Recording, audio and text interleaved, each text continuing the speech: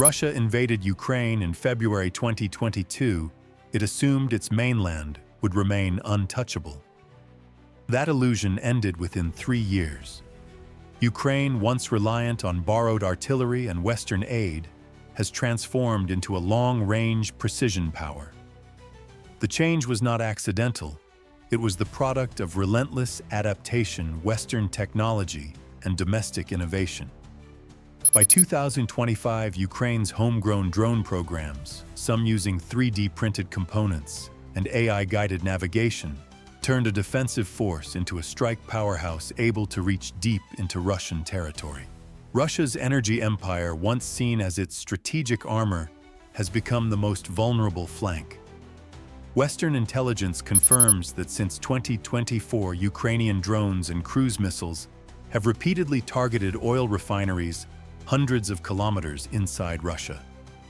What began as sporadic raids has evolved into an orchestrated campaign of sustained strikes, returning to hit repaired facilities again before production could restart.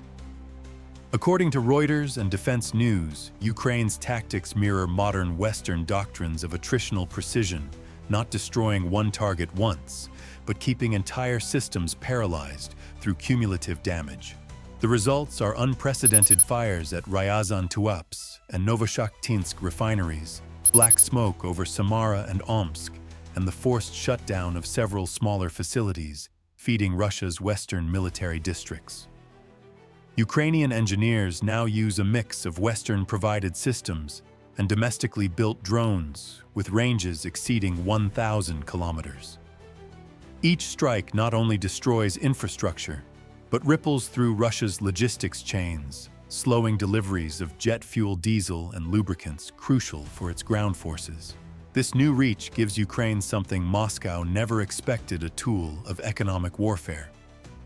Analysts at the Atlantic Council call it a strategic inversion. The invader's industrial heart now lies within the defender's firing range.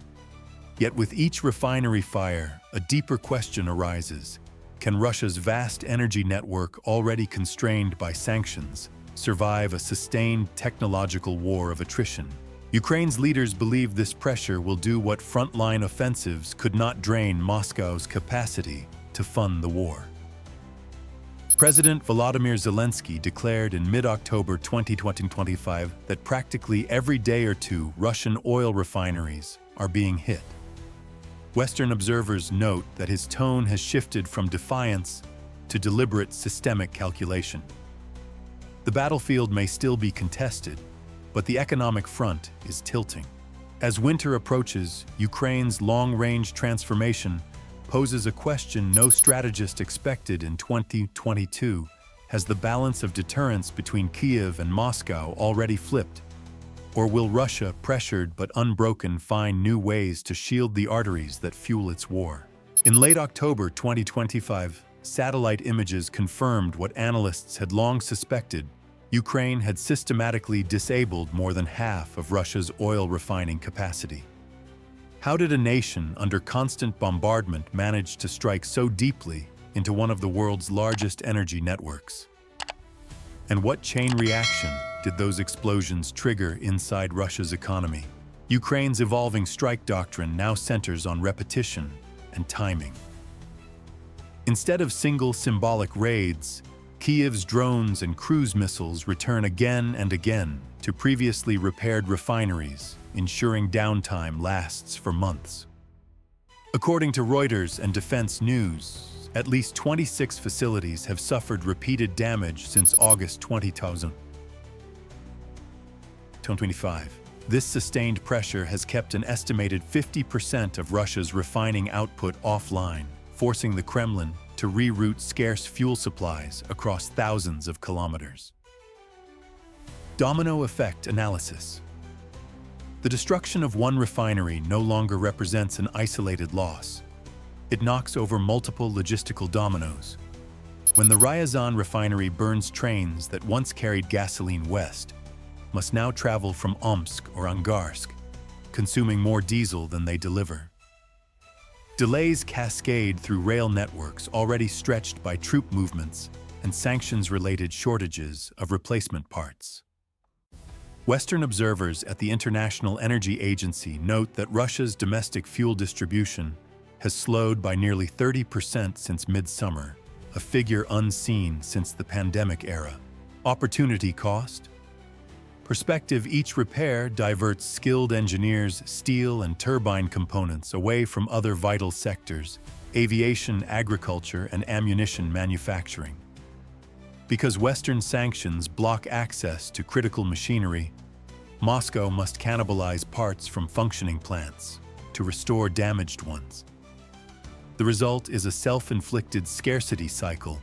The more it fixes, the more it weakens its remaining infrastructure. They're forced to rob Peter to pay Paul, a senior analyst at the Center for Strategic and International Studies, told Al Jazeera this week. Strategic contrast perspective. Putin's declared goal has been to project Russia as an energy superpower immune to siege. Yet every burning refinery underscores the contradiction. Russia's strategic strength has become its strategic liability. As long-range Ukrainian drones reach deeper, Moscow's myth of energy invulnerability crumbles in real time. Even state media has begun acknowledging temporary logistical disruptions, a euphemism for fuel shortages extending from the Volga Basin to the Urals. Domestically, trucking firms report rationing, and regional governors have quietly restricted gasoline sales. Internationally, export volumes through Baltic and Black Sea terminals have fallen by double digits.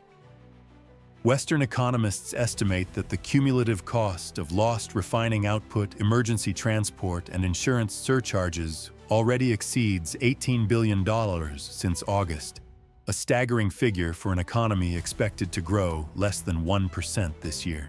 Yet Ukraine's campaign is far from over.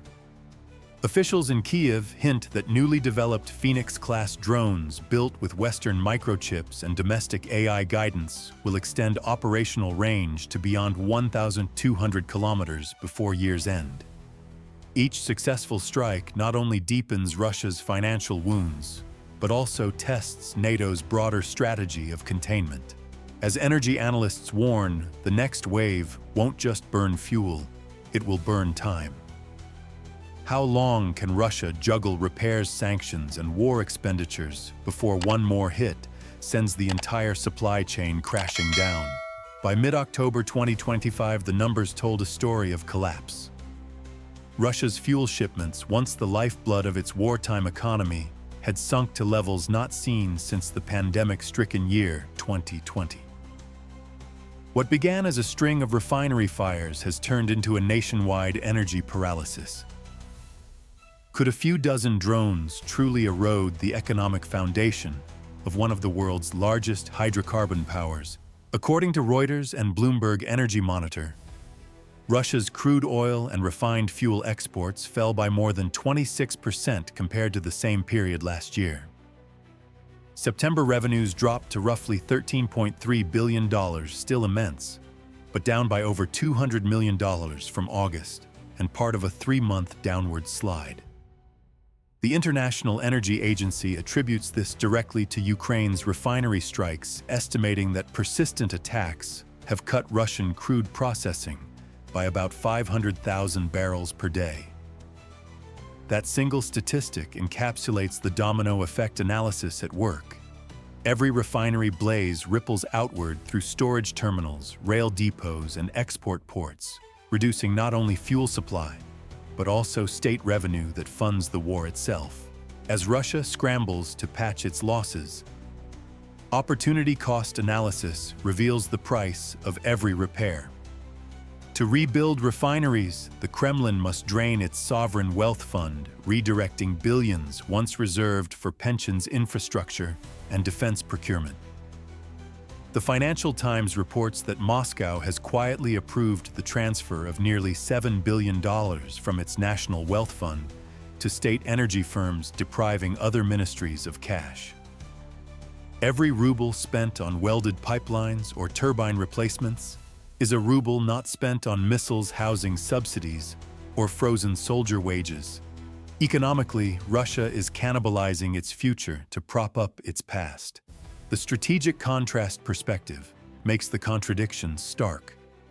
Putin's 2025 budget speech promised energy independence and fiscal resilience.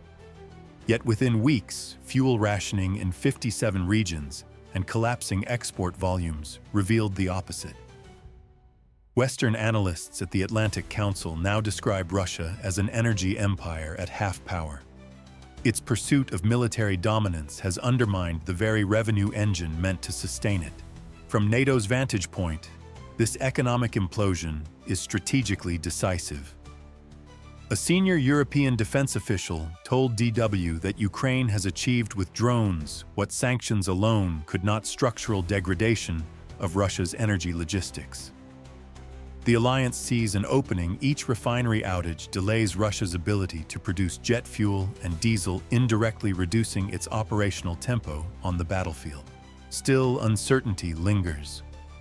The Center for Research on Energy and Clean Air warns that if Ukraine's attacks intensify through winter, Russia may be forced to cut domestic consumption, even further igniting public frustration. Long queues at gas stations and soaring transport costs could transform economic pain into social unrest. As October closes, markets brace for further shockwaves. European diesel futures have risen 11%, and Asian buyers, especially India and China, are demanding deeper discounts from Moscow. The dominoes continue to fall, not in explosions alone, but in spreadsheets, contracts, and empty fuel tanks. Meanwhile, Western intelligence agencies quietly debate a question once unthinkable in 2022: will Russia's economy collapse before its army does? In early November 2025, reports from Lloyd's List Intelligence confirmed a new front in the economic war. Russia's maritime exports are sinking literally and financially. Ukraine's refinery strikes have now spread their damage to the port's shipping lanes and insurance networks that carry Moscow's fuel to global markets. What happens when an energy superpower can no longer insure its own ships? The numbers are alarming. Euromaidan Press and Reuters both note that Russia's seaborne exports of refined oil products plunged by 17% in September alone. Following refinery shutdowns, the Kremlin imposed a gasoline export ban through 2025 and partially restricted diesel shipments. The domino effect analysis is clear: when refineries stop refining, terminals run dry. When terminals go silent, tankers idle.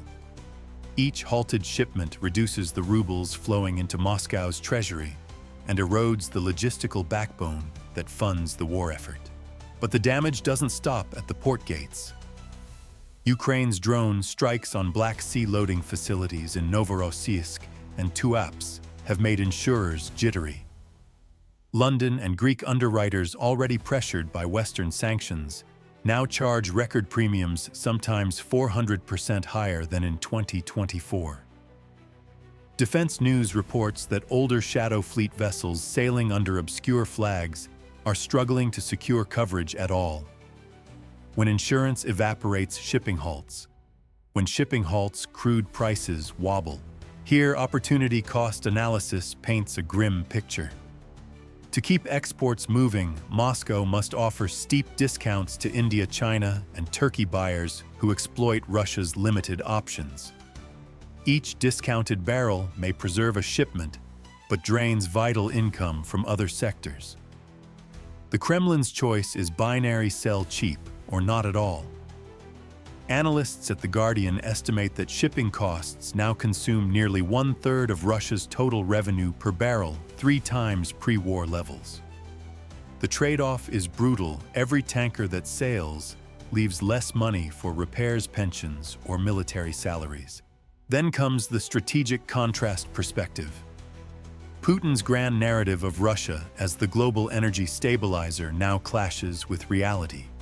Instead of projecting stability, Russia's oil exports are mired in unpredictability. Western price caps $47.60 per barrel for crude combine with Ukraine's drone warfare to shrink Moscow's margin to nearly zero. For a country financing a protracted conflict that's unsustainable, They've weaponized their own weakness, remarks an energy expert at the Atlantic Council. Every port closure undermines the myth of Russian resilience. The ripple effects reach NATO capitals too. In Washington, President Trump's administration views the situation as strategic containment without direct confrontation. By letting Ukraine's precision strikes and market forces choke Russia's export income, NATO achieves deterrence at low risk. European officials privately admit that Ukraine's energy offensive has saved billions in defense spending that would otherwise be needed to contain Moscow militarily. Yet uncertainty remains at sea. Russia's shadow fleet, desperate to move cargo, continues to operate in the Black Sea and Baltic routes under constant surveillance. One collision or misfire could ignite an environmental and diplomatic crisis. As winter sets in and frozen ports stall operations, one question looms over global markets. If the sea route closes completely, will Russia's energy empire simply run aground? By mid-November 2025, the consequences of Ukraine's refinery blitz were no longer confined to Russia's ports or export statistics. They had reached the gas stations of ordinary Russians. Across Siberia and the Far East, drivers waited in lines stretching for blocks, clutching ration tickets that entitled them to only 20 liters of fuel. Could this domestic fuel crisis born from Ukraine's long-range strikes become the spark that ignites unrest inside Putin's own borders? Local outlets such as RBC Ukraine and the Moscow Times confirm that at least 57 Russian regions are now enforcing purchase limits, with some like Irkutsk and Zabaykalsky Krai banning bulk sales altogether. The Baikal Regional Company, one of the largest retail distributors, admits that supply from Rosneft and Gazprom has become irregular and unpredictable. Domino effect analysis: when a single refinery goes offline, downstream depots starve, fuel convoys halt, and retail networks crumble. In a matter of weeks, what began as a handful of drone strikes has cascaded into nationwide shortages that threaten transport, agriculture, and even emergency services. Opportunity cost analysis: every barrel of fuel Moscow reserves for tanks or aircraft deprives civilians and industries that keep the economy alive. Russia's Ministry of Energy now faces an impossible trade-off: feed the front or the factories. Economists cited by DW note that trucking firms in the Urals are already suspending operations, while regional airlines have slashed routes to conserve kerosene. Repairing refineries under sanction consumes billions in scarce foreign currency that might otherwise subsidize food imports or winter heating programs. In essence, the war is forcing Russia to buy survival by selling its future. Strategic contrast perspective: Putin promised his citizens that the special military operation would never touch their daily lives. Yet today, ordinary Russians queue for fuel as prices climb above 80 rubles per liter. This contradiction between propaganda and lived reality erodes one of the Kremlin's strongest defenses, the illusion of normalcy. Political analysts at Carnegie Europe warn that while large-scale protests remain unlikely, sustained shortages could chip away at regional loyalty, forcing the Kremlin to divert internal security forces from the front lines back home. Western intelligence agencies see this as a pivotal psychological shift. Economic pain is doing what battlefield losses could not, a NATO logistics officer told Reuters. It's changing Russian behavior at the grassroots level. For Ukraine, this is strategic pressure through societal fatigue. Each shortage magnifies public frustration. Each price spike feeds skepticism about the war's worth. Meanwhile, Kiev's tactics evolve again. Satellite images reviewed by BBC Newsnight reveal growing focus on Russia's fuel depots and rail loading terminals, secondary targets that amplify the shortages already choking domestic supply. The pattern is unmistakable: destroy the means of production, then destroy the stored product. The dominoes keep falling, but this time they fall inside Russia's own borders. As Moscow struggles to restore order, one question echoes through both Western think tanks and Russian kitchens alike.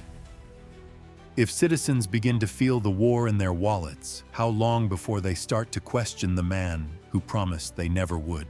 In late November 2025, a leaked assessment from the International Energy Agency stunned analysts worldwide. Russia's refining capacity may not recover to pre-war levels until mid-2026 or later.